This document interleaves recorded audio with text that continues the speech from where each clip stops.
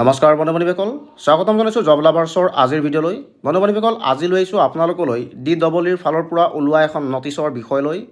তো বন্ধু-বান্ধৱীসকল, কি এই নটিচ মই সবিশেষ আপোনালোকক জনাবলৈ গৈ আছোঁ, সেয়েহে ভিডিঅ'টি শেষলৈকে চাব।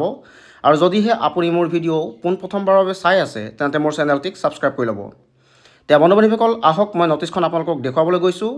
বন্ধু-বান্ধৱীসকল, আপোনালোকে দেখা পাইছে ইয়াতে লিখা হৈছে government of Assam, director of elementary education Assam, Kahilipara, Guwahati. আৰু ইয়াতে ডেট দিয়া হৈছে 18/03/2025।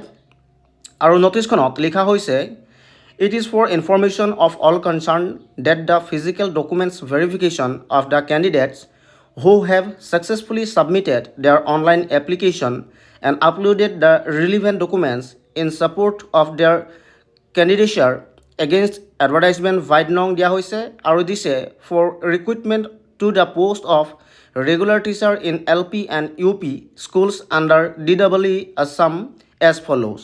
আৰু আপোনালোকক এটা ডেট দিয়া হৈছে 20/03/2025 to 11/04/2025.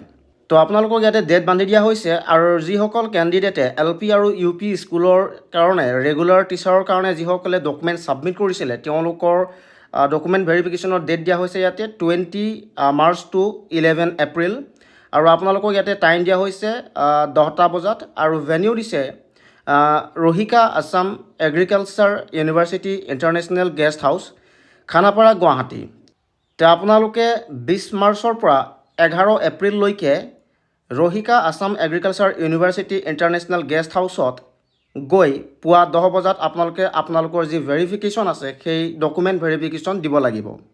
আৰু ইয়াতে লিখিছে in this regard it is to inform that the first phase of physical document verification will be started with effect from 20 March 2025 to 29 March 2025 and second phase of physical documents verification will be started with effect from 1st April 2025 to 11 April 2025.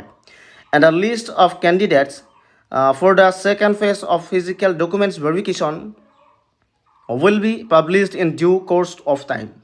তো বন্ধু-বান্ধৱীসকল, আপোনালোকক ইয়াতে কোৱা হৈছে যে first ফেজৰ physical documents verification start হ'ব আপোনাৰ 20 মাৰ্চৰ পৰা 29 মাৰ্চলৈকে।